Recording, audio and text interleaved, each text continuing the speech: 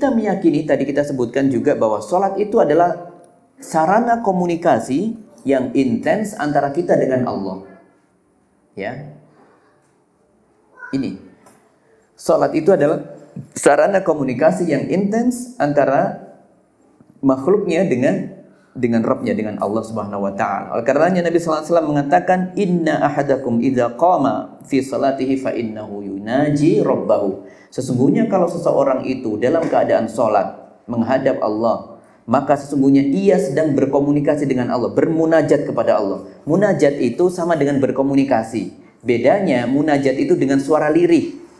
Dengan suara lirih. Maka kita tidak berdoa dengan membaca dengan keras kalau ini, kecuali di waktu-waktu tertentu, misalnya sholat berjamaah subuh, maghrib dan isya, ya. Tapi sholat lainnya paling banyak adalah kita sir, yaitu kita memang bermunajat.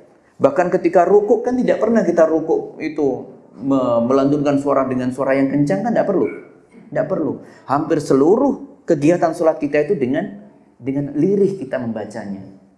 Kita lirih berkomunikasinya dengan Allah. Karena sesungguhnya sholat itu adalah media untuk bermunajat dengan Allah Subhanahu wa taala. Karena ketika seseorang, sebagaimana disebutkan dalam hadis Nabi sallallahu alaihi wasallam, ketika seseorang membaca dalam Al-Fatihahnya, Alhamdulillahirabbil alamin, berhenti, Allah langsung membalas, hamidani abdi, hambaku memujiku. Oleh karenanya ketika kita membaca, memang kalau bisa ada perlahan, ya, ada waktu jeda situ. Alhamdulillahirabbil alamin, misalnya dalam waktu sholat kita berhenti sejenak, tidak apa-apa. Itu kita mengimani Allah saat itu menjawab, hamidani abdi, hambaku memujiku. Ketika kita mengatakan Ar-Rahmanir Rahim, asna alayya abdi, Allah merespon. Jadi kita bermunajat kepada Allah, Allah langsung merespon saat itu. Hambaku asna alayya rabbi, asna alayya abdi, hambaku memujiku. Ar-Rahmanir Rahim, ya, alhamdulillahirabbil alamin, Ar-Rahmanir Rahim, maliki yaumiddin. Kemudian Allah menjawab, majadani abdi, hambaku mengagungkanku. Setiap kita membaca potongan ayat Al-Fatihah, Allah memberikan respon. Maliki yaumiddin, iyyaka na'budu wa iyyaka nasta'in, ya. Ini permintaan hambaku, ini antara aku dan hambaku, dan bagi hambaku apa yang ia minta.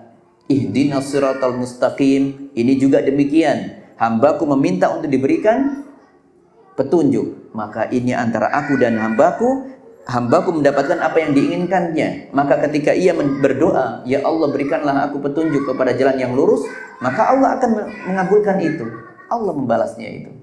Itu sampai waladhdallin, seperti itu.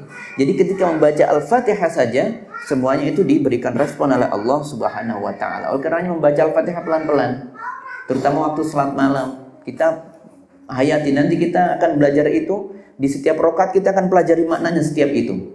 Setiap nanti kita dalam perjalanan mempelajari salat ini, insya Allah kita akan mempelajari gerakan-gerakannya dan zikir-zikir serta maknanya, ya, serta maknanya, dan setiap makna Fatihah yang paling krusial.